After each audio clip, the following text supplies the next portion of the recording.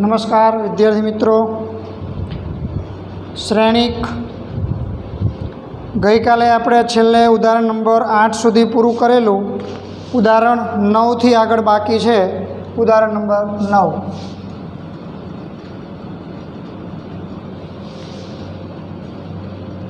x plus y equal to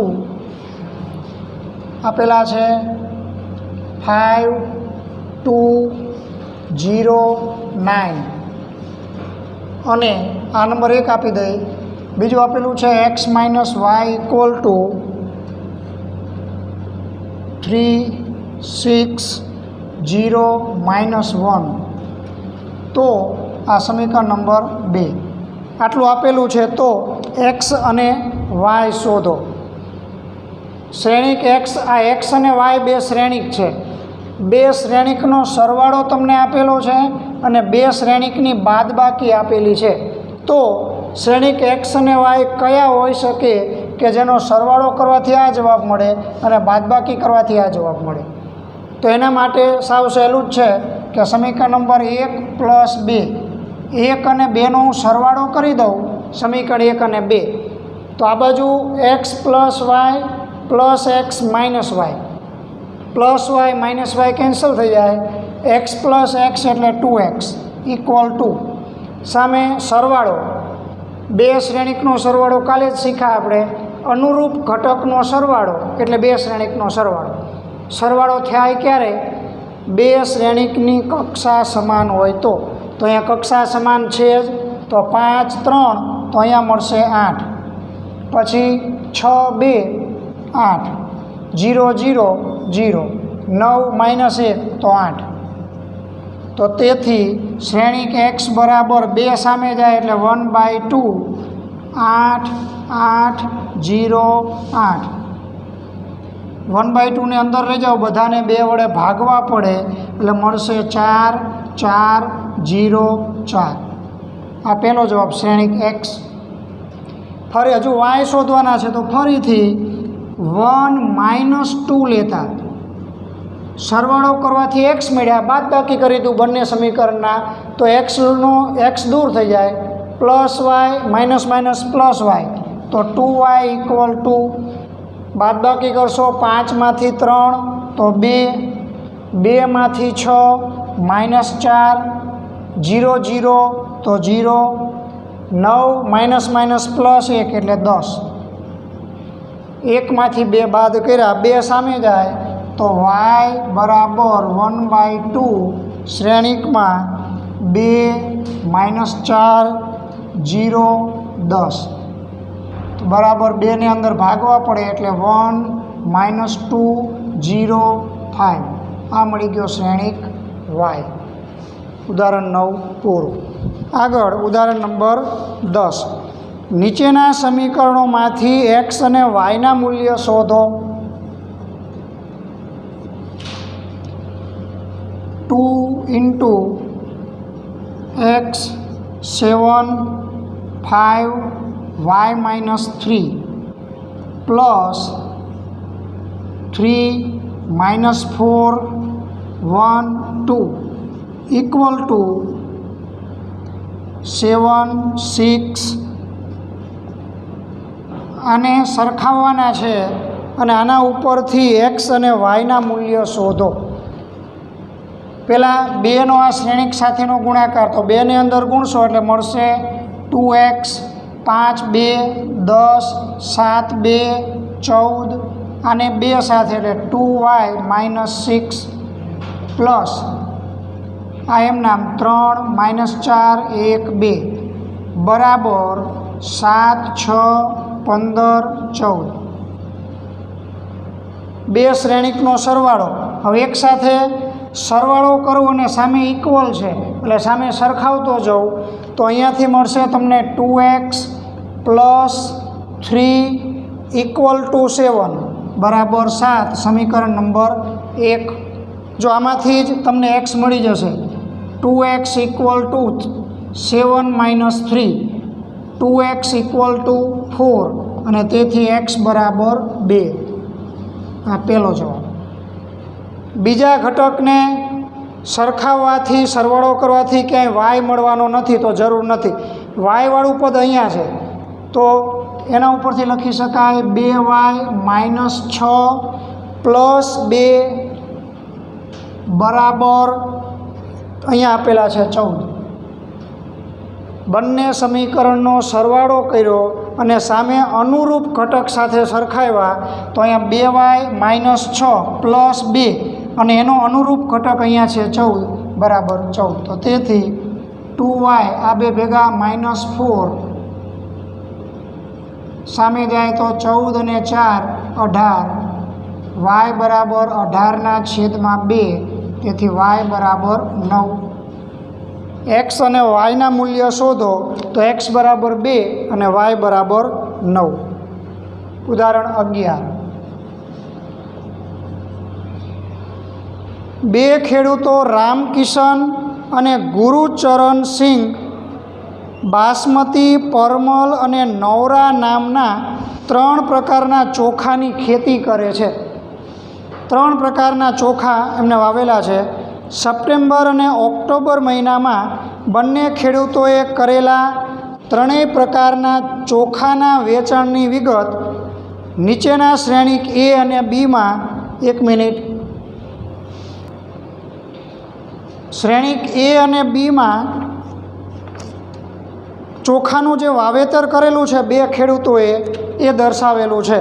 રકમ બહુ મોટી છે એટલે હું લખતો નથી, તમારી પાસે છે જ. શ્રેણિક A છે એમાં શું આપ્યું છે, તો સપ્ટેમ્બર મહિનાનું વેચાણ, ઊભા 3 સ્તંભ છે એ 3 પ્રકારના ચોખાનું વેચાણ દર્શાવે છે, બાસમતી, પરમલ અને નવરા. પહેલી હરોળ છે એ રામકિશન નામના ખેડૂતે કરેલું વેચાણ છે, અને બીજી હરોળ છે એ ગુરુચરણ સિંહ નામના ખેડૂતે કરેલું વેચાણ દર્શાવે છે. શ્રેણિક બીમાં ઓક્ટોબર મહિનાનું વેચાણ દર્શાવેલું છે. એના પરથી પ્રશ્ન 1 એનો હું જવાબ કહું તો એમાં કીધું છે કે સપ્ટેમ્બર અને ઓક્ટોબરમાં પ્રત્યેક ખેડૂતે પ્રત્યેક પ્રકારનું કેટલું એકત્રિત વેચાણ કર્યું છે તે શોધો. સપ્ટેમ્બર અને ઓક્ટોબર મહિનામાં કરેલું એકત્રિત વેચાણ એટલે કુલ વેચાણ, બીજું કશું જ નહીં. તો થશે એ, લખીએ અહીંયા, એકત્રિત વેચાણ બરાબર થશે A+B, અને એના બરાબર, હવે મારે શીખવાડવાની જરૂર નથી, બંને શ્રેણિક આપેલા છે A અને B, બંનેના જેમ અહીંયા સરવાળા કર્યા એમ જ અનુરૂપ ઘટકનો સરવાળો કરીને અહીંયા લખી દેવાનો, એટલે પહેલા પ્રશ્નનો જવાબ થાય. બીજો, સપ્ટેમ્બરથી ઓક્ટોબર દરમિયાન વેચાણમાં થયેલો ઘટાડો શોધો. તો જોઈ શકો સપ્ટેમ્બર મહિનામાં બાસમતી છે એ 10,000 રૂપિયાના વેચાણ છે, અને ઓક્ટોબરમાં 5,000 રૂપિયાનું વેચાણ, એટલે ઘટાડો છે. તો અહીંયા લખશું પ્રશ્ન 2, વેચાણમાં થયેલ ઘટાડો બરાબર A - B. A કરતાં B, દરેક ચોખાનું વેચાણ Bમાં ઘટે છે. તો કેટલો ઘટાડો થયો એમાંથી B બાદ કરો એટલે ખબર પડે. તો એ પણ જાતે, કે આ શ્રેણિક મારે શીખવાડવાની જરૂર નથી, શ્રેણિકની બાદબાકી કરીને જાતે લખી દેવાનું. આગળ પ્રશ્ન નંબર 3,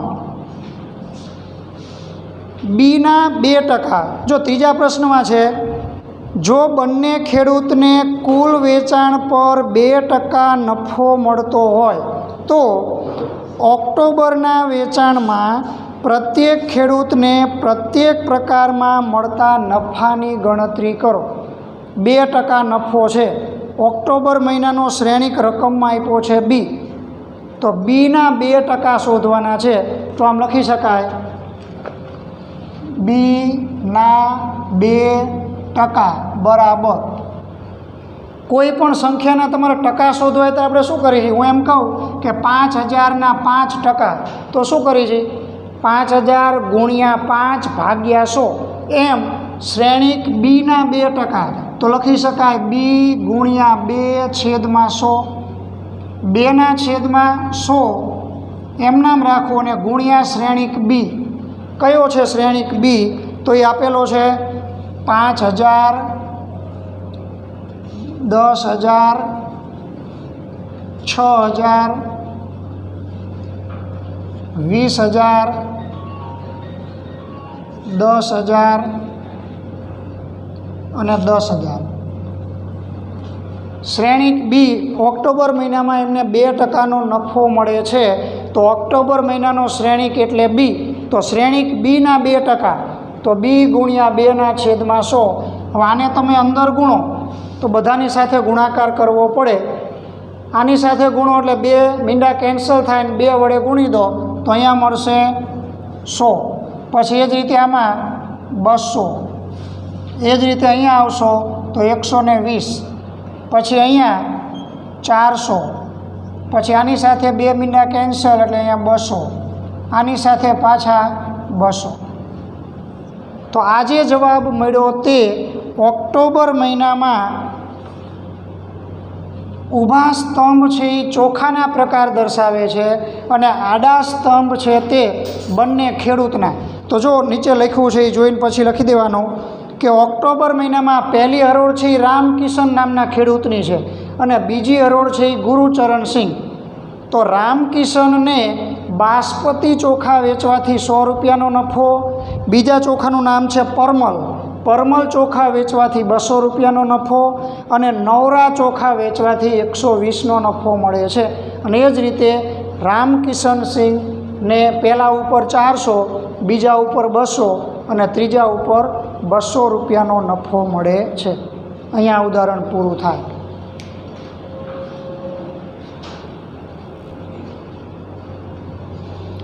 હવે જે આપણે નવો પોઈન્ટ ચાલુ કરવાનો છે ખૂબ જ અગત્યનો છે, બધું સહેલું. સરવાળા, અનુરૂપ ઘટકનો સરવાળો, બાદબાકી તો અનુરૂપ ઘટકની બાદબાકી, અદિશનો શ્રેણિક સાથેનો ગુણાકાર. આજે આપણે વાત કરીએ અહીંયા 2x, તો આ અદિશ અને આ શ્રેણિક, અદિશનો શ્રેણિક સાથેનો ગુણાકાર કર્યો. પણ હવે શીખવાનું છે 2 શ્રેણિકનો ગુણાકાર. જે ગુણાકાર કરતી વખતે ખાસ કાળજી રાખવી પડશે. છે સહેલું, ઉતાવળ હશે તો ભૂલ થશે. એટલે એકવાર આ ટોપિકમાં ખાસ ધ્યાન આપીને સમજી લો. શ્રેણિકનો ગુણાકાર.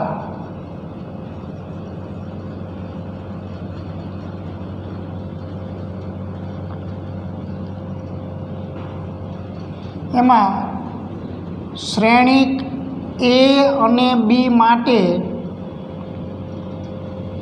હમણાં આપણે સરવાળો કીધો ત્યારે કીધું છે કે 2 શ્રેણિકનો સરવાળો ક્યારે શક્ય છે? જો બંનેની કક્ષા સમાન હોય તો. બાદબાકી ક્યારે શક્ય છે? બંનેની કક્ષા સમાન હોય તો.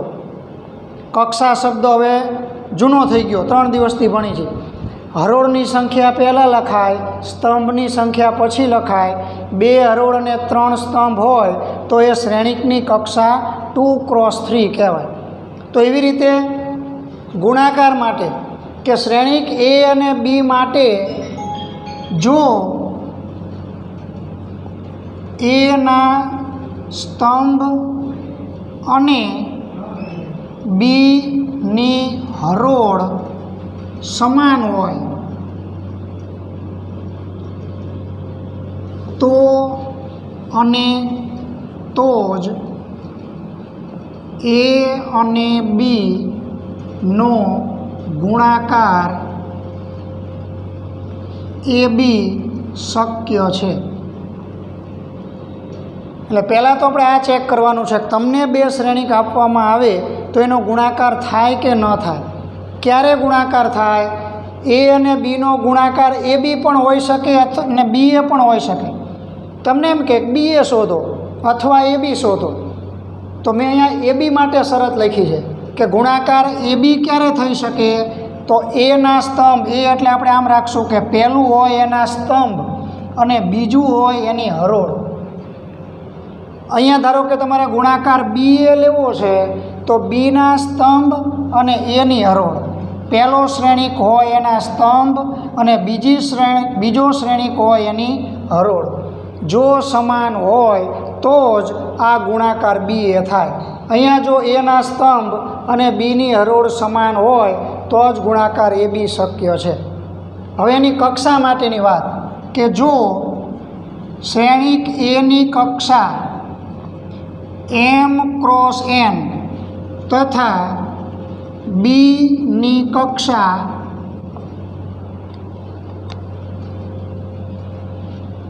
n ક્રોસ p હોય તો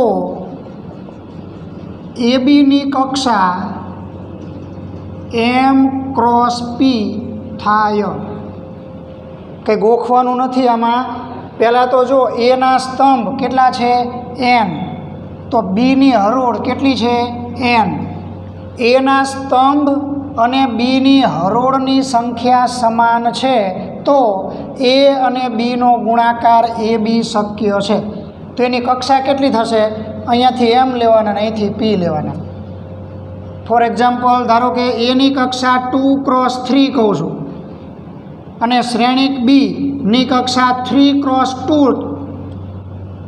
આના સ્તંભ અને આની હરોળ સમાન છે તો આનો ગુણાકાર એ બી શક્ય છે. ગુણાકાર શું થશે એની વાત પછી, અત્યારે શક્ય છે કે નહીં? શક્ય છે.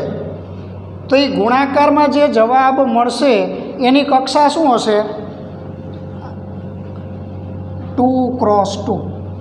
પહેલામાંથી m અને બીજામાંથી p, m ક્રોસ p. એટલે સરખું હોય કાઢી નાખો આ m n, એટલે પહેલાંમાંથી ને છેલ્લામાંથી લેવાનું થાય.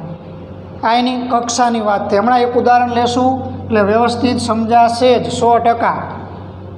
હવે ગુણાકારની વાત. ગુણાકાર થાય કઈ રીતે? શ્રેણિક ABની I મી હરોળ અને જેમાં સ્તંભનો, પહેલાં મને લખી લેવા દો, સામે નથી બેઠા એટલે કોઈ નાત નહીં પાડો, પણ હું લખું પછી ઉદાહરણ લઈને સમજાવું એટલે વ્યવસ્થિત આવડશે. શ્રેણિક ABની I મી હરોળ અને જેમાં સ્તંભનો ઘટક મેળવવા માટે શ્રેણિક એની I મી હરોળ ના દરેક I મી હરોળ અને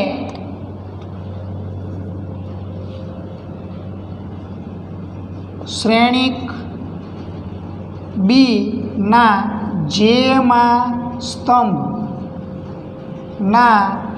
અનુરૂપ ઘટકોનો ગુણાકાર કરીને સરવાળો લેવામાં આવે છે. હવે આનું એક ઉદાહરણ આપું ને પછી આ સમજાશે ને તેમ થાય શું સાહેબ લખે છે I મી હરોળ ને જેમો સ્તંભ ને શું છે આ બધું? કંઈ નથી. અહીંયા ઉદાહરણ બાજુમાં લેતા જાય. દાખલા તરીકે એક ઉદાહરણ,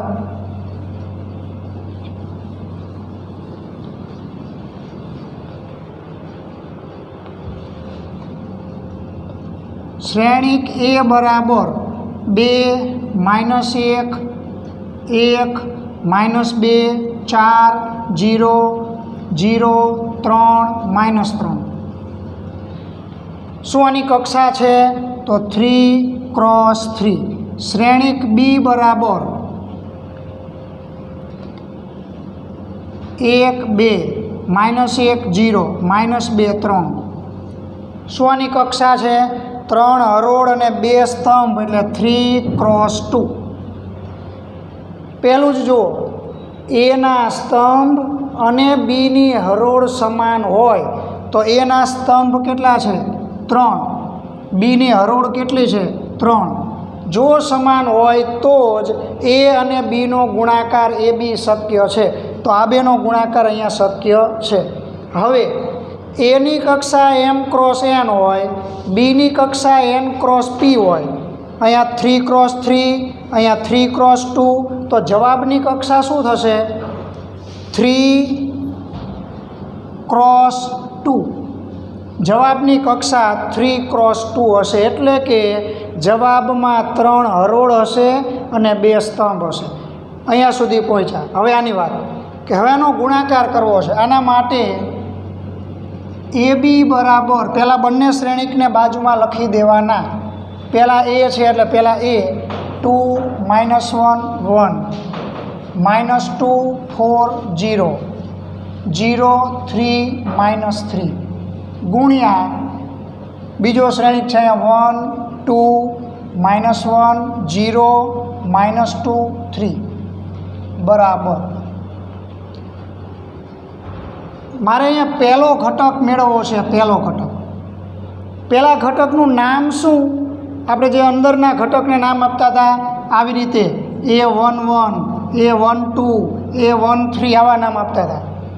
એના માટે આ ત્રીજો ટોપિક લખેલો છે કે શ્રેણિક ABની આઈમી હરોળ અને જેમાં સ્તંભનો ઘટક મેળવવા માટે તો મારે આ ઘટક મેળવવો છે. એ ક્યાં આવેલો છે? પહેલી હરોળ અને પહેલા સ્તંભમાં. તો આ ઘટક મેળવવો હોય તો શું કરવાનું? એની આઈમી હરોળ, આ એટલે અહીંયા 1 છે, તો એની પહેલી હરોળ અને બીનો પહેલો સ્તંભ એના અનુરૂપ પહેલી હરોળ અને જેમો સ્તંભ, જે બરાબર અહીંયા 1 જ છે, પહેલી હરોળ અને પહેલા સ્તંભના અનુરૂપ ઘટકનો ગુણાકાર કરીને સરવાળો કરવાનો. ધારો કે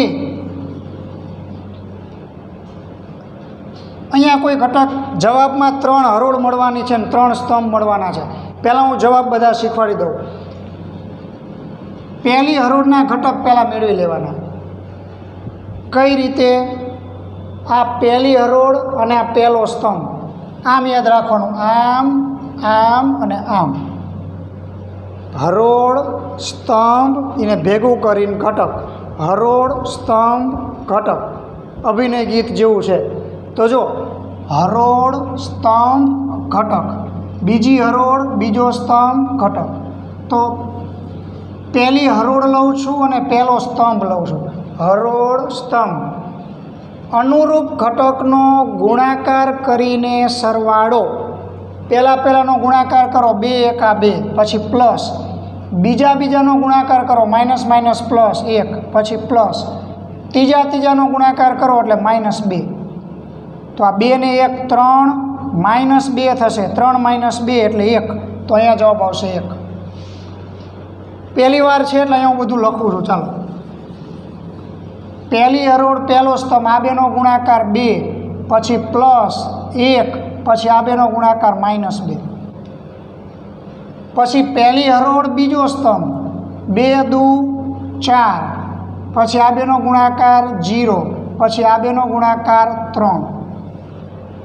આમાંથી પહેલી હરોળને ફિક્સ કરી દેવાની.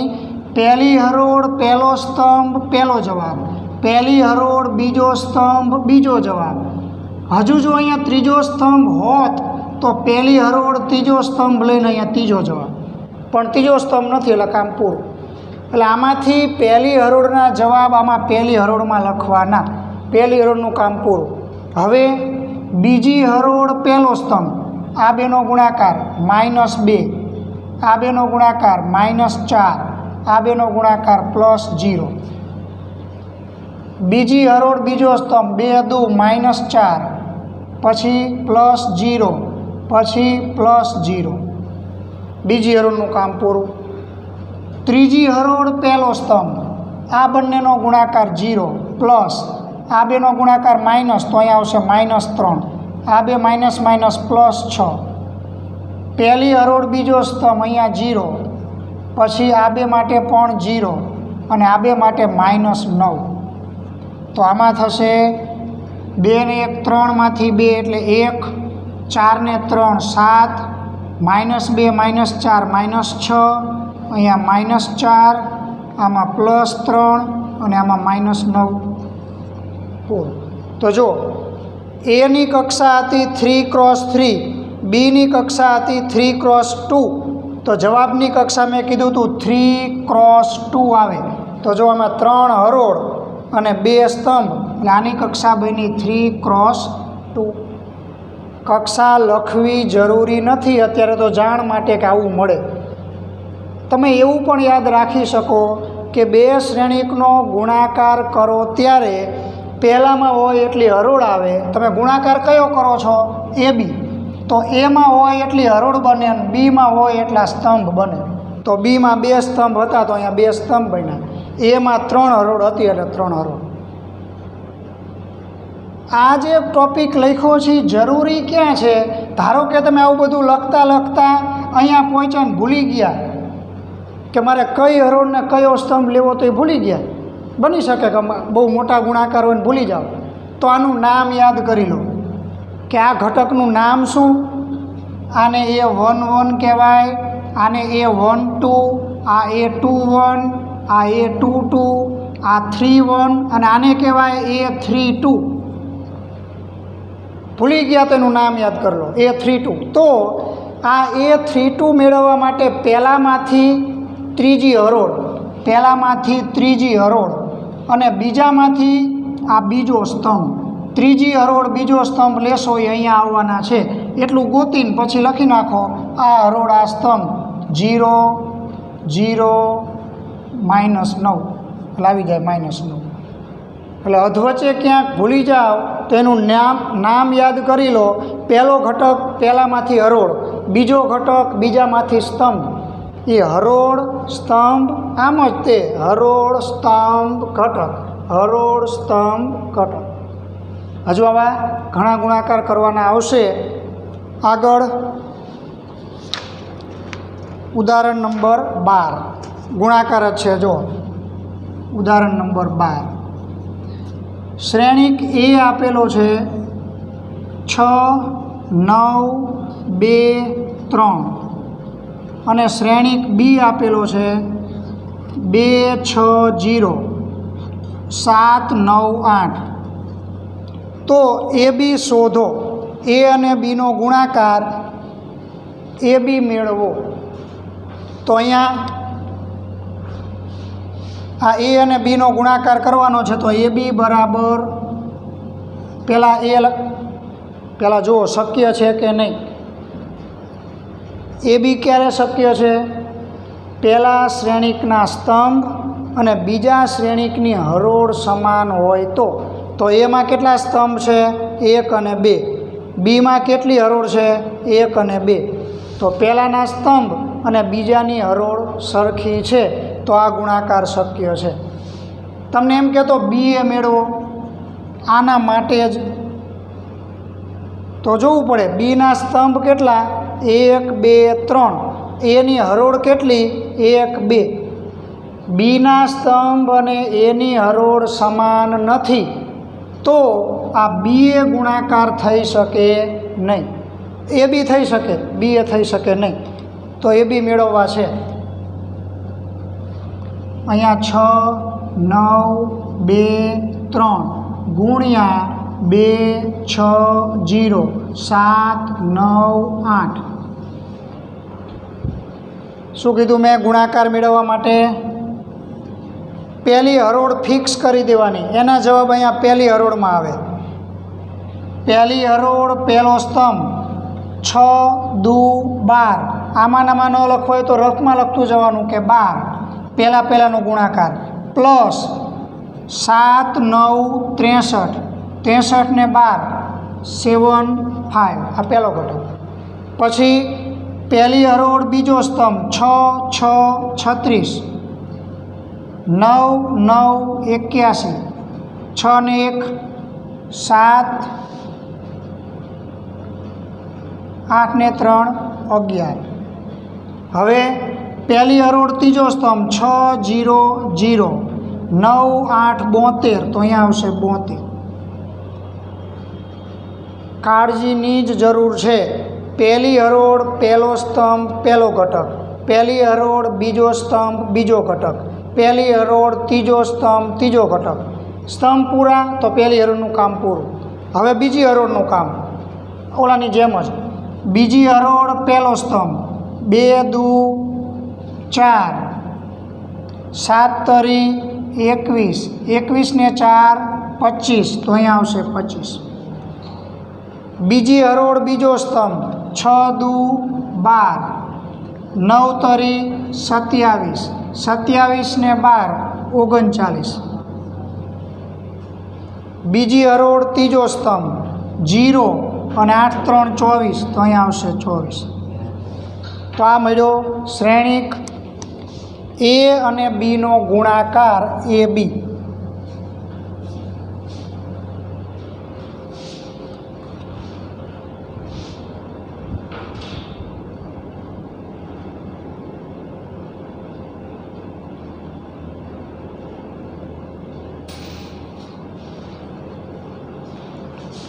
એટલે આના પરથી આ ઉદાહરણ પરથી આપણે એટલું યાદ રાખી કે કોઈ પણ શ્રેણિક એ અને બી માટે AB મળતો હોય તો BA પણ મળે જ એવું શક્ય નથી. અને હવે આગળ એ પણ બે શ્રેણિક એ અને બી માટે સરવાળો માટે ક્રમના નિયમનું પાલન થાય કે A પ્લસ બી મેળવો કે બી પ્લસ એ મેળવો, જવાબ સરખો જ આવે. પણ ગુણાકારમાં એવું થતું નથી. એનું એક ઉદાહરણ આગળ જોઈ લઈએ કે AB અને BA મળતા હોય તો એ સમાન જ હોય એવું કહી શકાય નહીં. આગળનું ઉદાહરણ નંબર 13.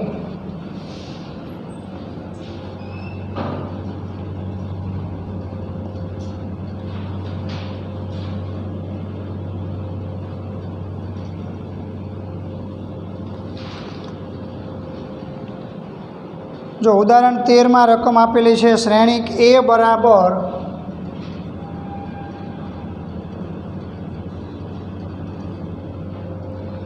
1 -2 3 -4 2 5. શ્રેણિક B બરાબર 2 4 2 3 5 1. તો AB અને BA શોધો. સાબિત કરો કે AB not equal to BA. બંને ગુણાકાર પહેલાં મેળવી લઈએ. AB શોધો કીધું છે એટલે મળતા જ હોય, પણ વિકલ્પ હોય તો ચેક કરવાનું કે AB શક્ય છે કે નહીં.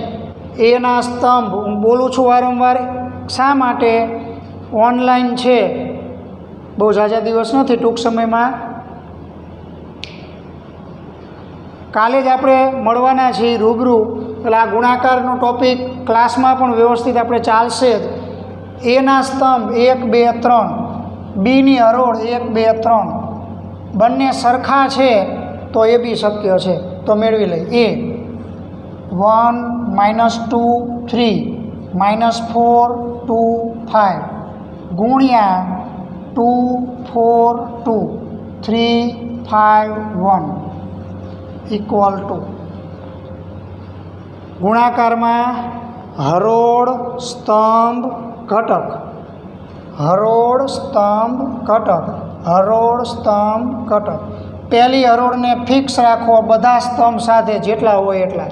પૂરું થાય પછી બીજી હરોળને બધા સ્તંભ સાથે. તો આ પહેલી હરોળ લઉં છું. પહેલી હરોળ પહેલો સ્તંભ, અનુરૂપનો ગુણાકાર. આમ કેસેટ ચોંટવી ન જોઈએ, ઘટક બદલાતા જવા જોઈએ. પહેલાંનો ગુણાકાર પ્લસ બીજાનો ગુણાકાર પ્લસ ત્રીજાનો ગુણાકાર. એ અહીંયા જવાબ આવશે. તો પહેલાંનો ગુણાકાર 2, બીજાનો ગુણાકાર -8, ત્રીજાનો ગુણાકાર +6. 6 ને 2 8, -8 0, તો અહીંયા 0 પૂરું. પહેલી હરોળ બીજો સ્તંભ, પહેલાંનો ગુણાકાર 3, બીજામાં -10, ત્રીજામાં +3, 3 ને 3 6, 6 - 10 તો -4. પહેલી હરોળનું કામ પૂરું. બીજી હરોળ પહેલો સ્તંભ, પહેલાંનો ગુણાકાર -8, બીજાનો ગુણાકાર +8, ત્રીજાનો ગુણાકાર 10. આ કેન્સલ, તો જવાબ આવશે 10.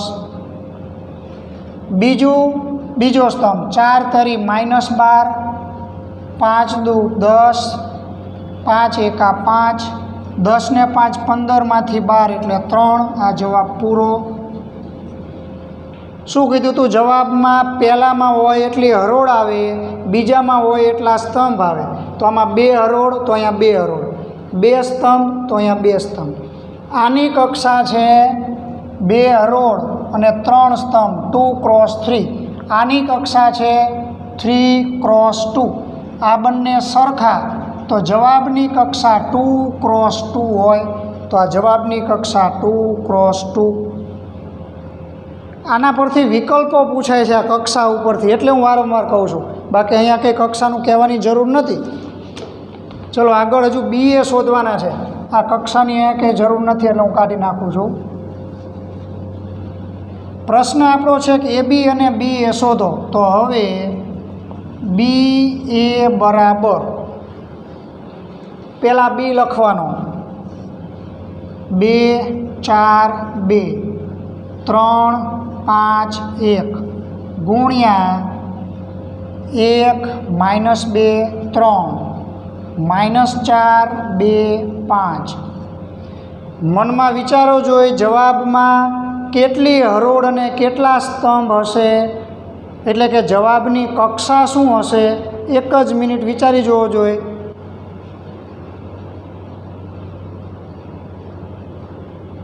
આવી ગયો વિચાર? ગણાવો આગળ. બધાએ આ પાડી, બરાબર. જવાબમાં પહેલામાં હોય એટલી હરોળ આવશે, બીજામાં હોય એટલા સ્તંભ આવશે, તો જવાબની કક્ષા થશે 3 × 3. સરસ, જેટલાએ વિચાર્યું એટલાએ 3 × 3 આવશે. તો અહીં ધ્યાન, શું કીધું? પહેલી હરોળ ફિક્સ કરો બધાની સાથે, પછી બીજી હરોળ બધાની સાથે, ત્રીજી હરોળ બધાની સાથે, ગુણાકાર કરીને સરવાળો. પહેલો ઘટક 2, બીજો ઘટક -12, જવાબ થશે -10. પહેલી હરોળ બીજો સ્તંભ -4, બીજો +6, જવાબ થશે 2. પહેલી હરોળ ત્રીજો સ્તંભ, પછી આવું લખ્યા વગર મૌખિક આવડવું પડે કે 3 દુ 6, 5 3 15, 15 ને 6 21. પહેલી હરોળનું કામ પૂરું. બીજી હરોળ પહેલો સ્તંભ, 4 × 4 -20, 4 - 20 -16. બીજી હરોળ બીજો સ્તંભ, -8 + 10 તો 2. બીજી હરોળ ત્રીજો સ્તંભ, 4 × 12, 5 × 5 25, 25 ને 12 37. બીજાનું કામ પૂરું. ત્રીજી હરોળ પહેલો સ્તંભ, 2 -4 તો -2. બીજી હરોળ બીજો સ્તંભ, -4 + 2 તો -2. બીજી હરોળ ત્રીજો સ્તંભ, 3 દુ 6, 6 ને 5 11. આ આપણો જવાબ. તો આ નંબર 1 અને આ નંબર 2. ગુણાકાર એ બી મેળવા અને ગુણાકાર બી એ મેળવા બંને સમાન આવતા નથી, તો કહી શકાય 1 અને 2 પરથી a b is not equal to b એ.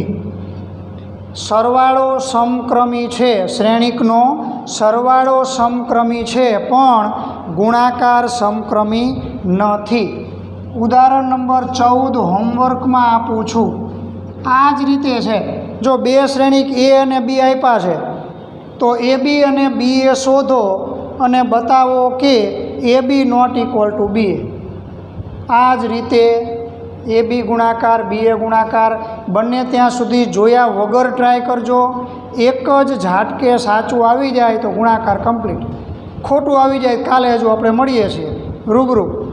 એવું લાગે તો ક્લાસમાં ફરીથી આપણે ઉદાહરણ લઈને બધા વચ્ચે એક ટેલી કરશું, પણ ઘરે એકવાર પ્રેક્ટિસ કરજો. ઉદાહરણ નંબર 15. શ્રેણિક એ અને બી આપેલા છે, તો એ બી શોધો. ઉદાહરણ 15. આમ તો એમાંય કંઈ નથી, જાતે જ એ બી શોધો, એ અને બીનો ગુણાકાર. જો જાતે એટલે બધું ભટકાડી નહીં દઉં, જાતે ઘણા ગુણાકાર. જો 3.2માં ઢગલો ગુણાકાર કરવાના છે, એટલે ઘણા બધા આપણે કરશું જ. ઉદાહરણ 16.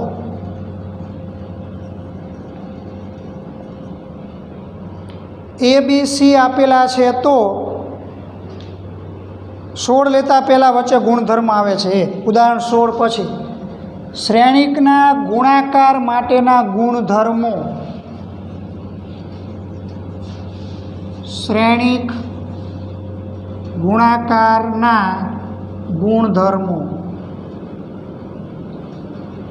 સરવાળાના ગુણધર્મો ખાલી ચર્ચા કરી હતી, લખ્યા નથી. ગુણાકારમાં લખવા જેવા છે તો લખીએ કે શ્રેણિક એ બી અને સી માટે 3 શ્રેણિક આપવામાં આવે તો પહેલો નિયમ છે જૂથનો નિયમ.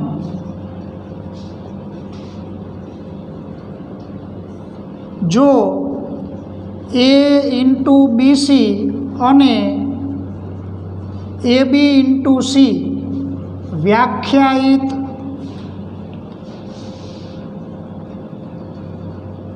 હોય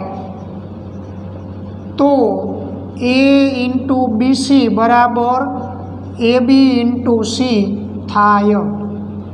સરવાળાની જેમ ગુણાકારમાં પણ જૂથના નિયમનું પાલન થાય છે. પણ આગળ શું લખ્યું?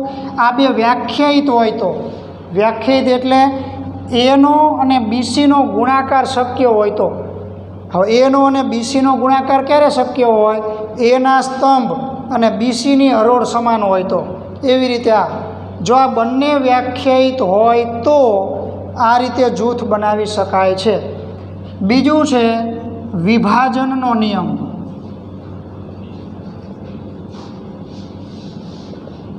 તો એબીસી 3 શ્રેણિક માટે આવો નિયમ છે કે એ ઇન્ટુ બી પ્લસ સી બરાબર એ બી પ્લસ એસી. ગુણાકારનું સરવાળા પર વિભાજન થઈ શકે છે. એ બી પ્લસ એસી. તમે આ રીતે જવાબ મેળવો કે આ રીતે જવાબ મેળવો, તમે તાળો મેળવો ને તો તમારી જાતે એબીસી 3 શ્રેણિક લેવાના. પણ કેવા? આ ગુણાકાર એ બી શક્ય હોય, એટલે કે એના સ્તંભ ને બીની હરોળ સમાન હોવી જોઈએ, એસી શક્ય હોવા જોઈએ, તો આ નિયમનું પાલન થાય જ. અને ત્રીજું, ગુણાકાર માટે તટસ્થ શ્રેણિક. સરવાળા માટેનો તટસ્થ શ્રેણિક કોને કીધો છે? તો શૂન્ય શ્રેણિકને.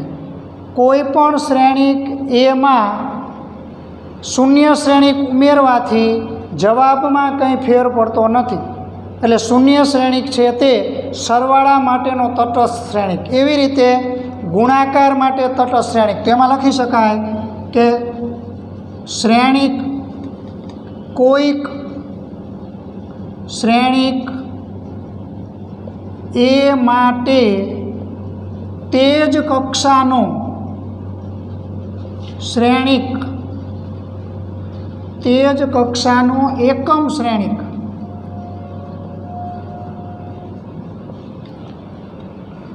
આઈ મળે કે જેથી એ ગુણ્યા આઈ બરાબર આઈ ગુણ્યા એ બરાબર એ થાય તો આઈને તટસ્થ શ્રેણિક કહેવાય.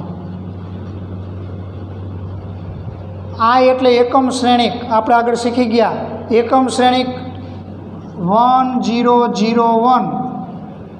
તો આ 2x2 કક્ષાનો એકમ શ્રેણિક. અગ્ર વિકર્ણ બધા 1 હોય અને એના સિવાયના બધા જ ઘટકો શૂન્ય હોય તો એને એકમ શ્રેણિક કહેવાય.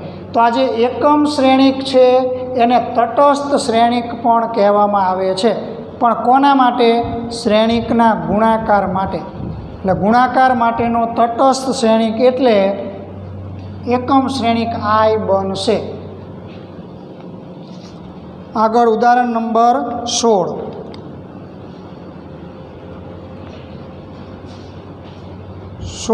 થોડુંક મોટું ઉદાહરણ છે, રાખી છે આટલું આજે. કાલે રૂબરૂ મળશું ત્યારે 16મા ઉદાહરણથી સ્વાધ્યાય 3.2 કાલે ચાલુ થઈ જશે.